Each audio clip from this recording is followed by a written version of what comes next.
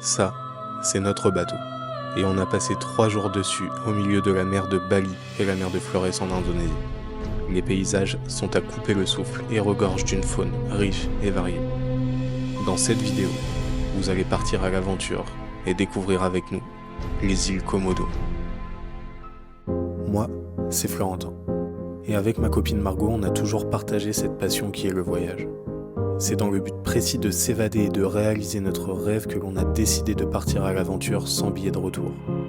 Tout ne sera pas facile ni de tout repos, mais c'est ce qui fait la beauté de ce voyage.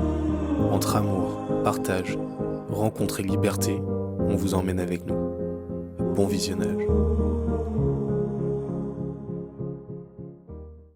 On part en colo. Là, on part pour une petite croisière de 3 jours. Comment vous dire? Ça va être fou, je pense. Ouais, ça va être hyper stylé et on passe 3 nuits du coup sur un bateau. Donc ça promet. Et on a un gros groupe, on est quasiment une trentaine en comptant l'équipage, donc ça va être... Voici la roadmap de notre itinéraire. On part de Mataram pour 2 heures de transport direction l'est de Lombok pour aller au port et embarquer dans notre bateau.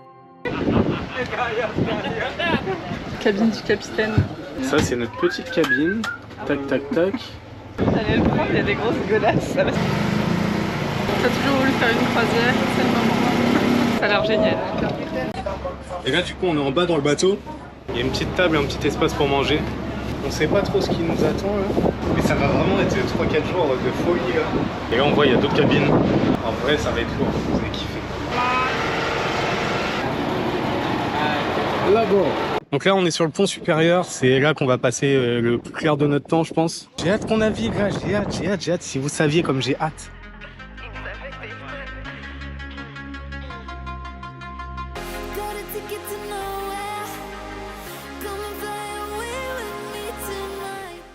On se met à naviguer jusqu'aux abords de l'île de Sumbawa, jusqu'au lever du soleil, où une surprise nous attendait.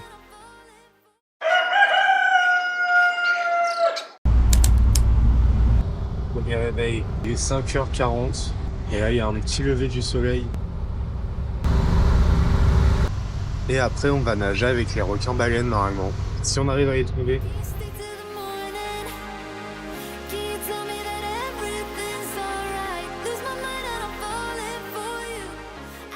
Il y a les requins-baleines là en fait.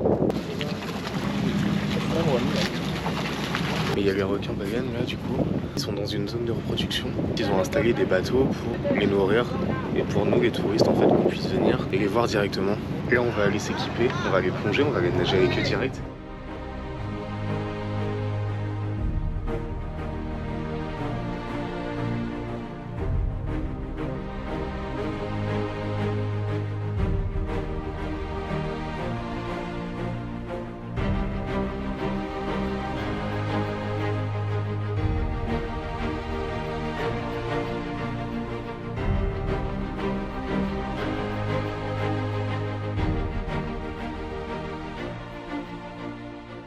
Je vous fais une réaction à chaud parce qu'à chaque fois on n'a jamais nos réactions à chaud. Il y a 2 points, c'est juste gros, c'est magnifique. Maintenant la réalité, c'est que les conditions dans lesquelles on les a vues aujourd'hui, c'est pas fou. Je vous montre juste autour de moi, donc là il y a un bateau, là il y a un deuxième bateau. Le gros bateau qu'on voit devant, c'est celui qui nourrit les requins-baleines. Un peu déçu, je m'attendais pas à ça, je m'attendais pas à autant de bateaux, je m'attendais pas à autant de touristes. Et la réalité nous rattrape franchement, on reste des touristes. Bon après voilà, on est super contents, on les a vus dans un milieu qui reste naturel, hein, c'est pas un enclos. Bon du coup Yann. Salut les gars, maxi dinguerie aujourd'hui. Ce que j'expliquais, c'est que moi j'ai pas trop kiffé de par rapport aux touristes et tout. Toi, t'en as pensé quoi? Mais franchement, moi j'ai kiffé parce que c'est vraiment un truc à voir. C'est hyper gros. Je pense que le plus gros qu'on a vu devait mesurer au moins 5 mètres. Et c'est vraiment impressionnant. Ils viennent à la surface, ils passent juste à côté de toi. Impressionnant. Je trouve ça impressionnant de ouf aussi.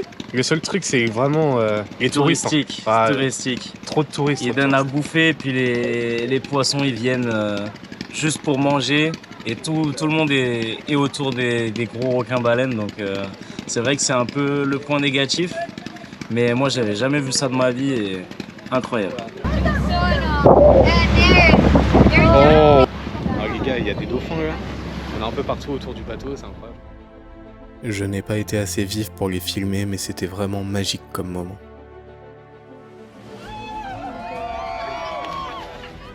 Et ça, juste avant qu'on s'arrête en plein milieu de l'océan pour sauter du bateau et partager un moment de convivialité avec le groupe entier et l'équipage.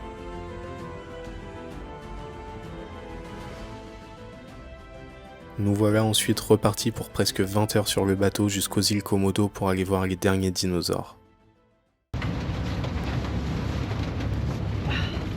Ah, le mal de mer, ça pardonne pas.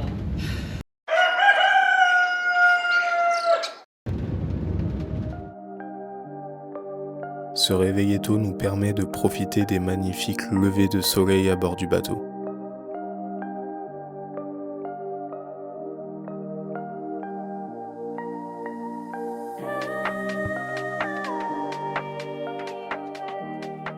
On va aller voir les dragons de Komodo.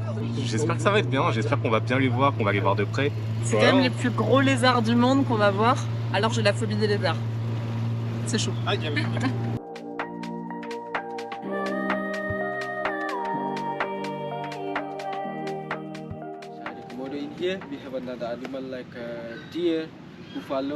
le premier dragon, je sais pas si on va bien le voir là.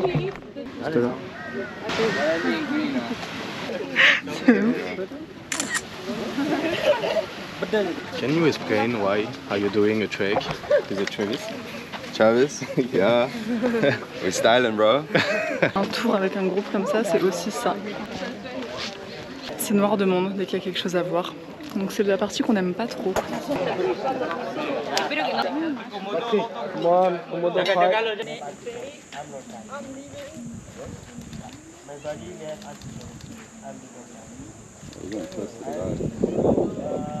On a vu les dragons là, c'était impressionnant.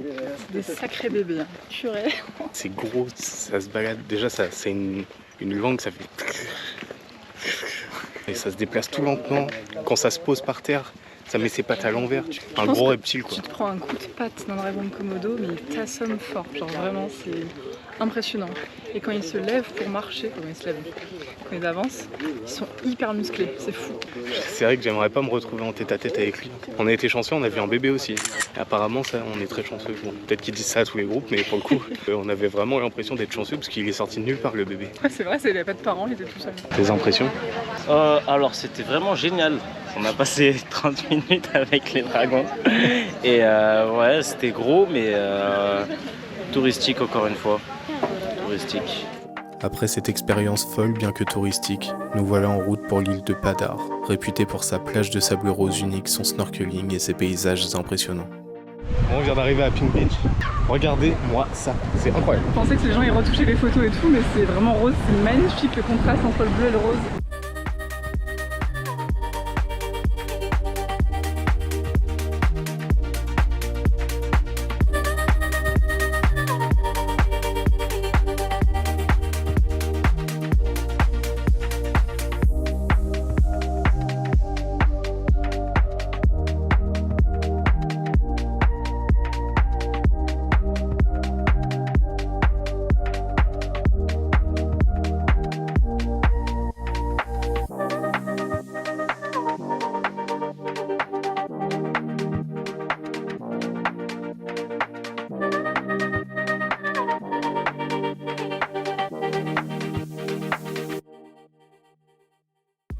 Nous avions l'après-midi devant nous avant de nous rendre à un endroit très connu pour le coucher de soleil.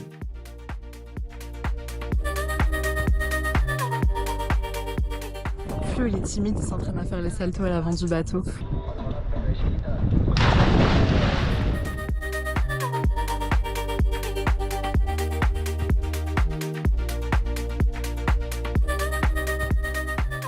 Tous ceux qui vont regarder la vidéo, je suis sûr que vous êtes nuls en anglais comme moi. Alors. En vrai, je vous présente Federica. Salut. Alors, tu parles quoi comme langue tu parles? Italien, anglais, français, 3 langues. Pas trop. C'est une menteuse.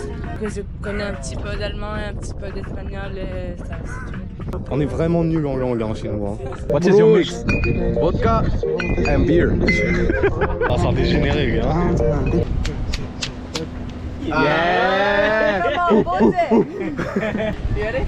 Paper, scissors, rock. Paper, scissors, rock. Paper, scissors, rock. Yeah! Whoa, whoa, whoa, whoa. Hit it up, so it looks like a big backflip. You ready? Okay. C'est notre 3e jour du coup. Et là on est en train de vivre un coucher de soleil dans un lieu un peu magnifique. Oui. C'est beau. C'est ouf. On est dans une réserve naturelle hyper protégée. Il y a un ranger qui vient de nous dire qu'on était sur un lieu de serpents, donc que là d'ici 10 ou 20 minutes il fallait qu'on bouge parce qu'à la tombée de la nuit il y avait le serpent qui sortait. Et juste pour vous montrer le paysage, parce qu'on n'a pas le droit au drone malheureusement. On vous fait des petits bisous et juste kiffez votre vie, profitez.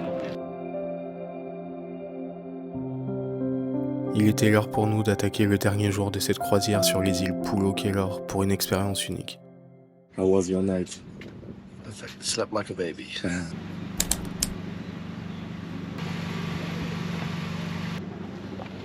Oh, nouveau livre. Atomic Habits. Voilà. Tu conseilles? Ouais, je conseille fort. En anglais ou en français tu conseilles? Bah, pour les anglophones en anglais. Hein. Mais là, je galère sur un mot, c'est pour ça que j'ai fermé le livre. Merde. Car des images valent plus que des mots. Je te laisse découvrir ce que l'on a vécu.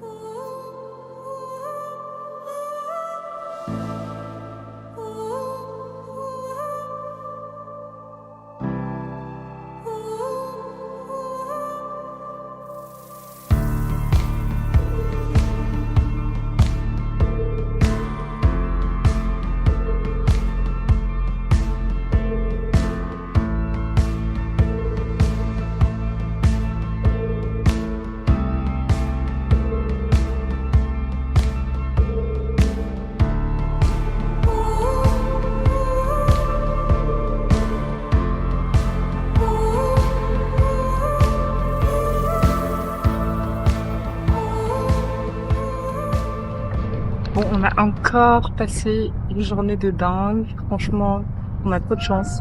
On a vu des requins balais, des petits requins à pointe noire. On a vu une murène, une tortue.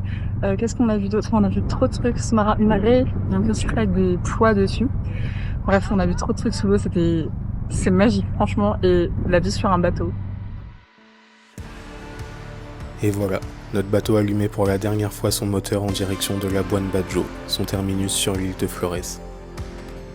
On profitait des derniers instants et surtout de ce dernier repas qui était tellement bon.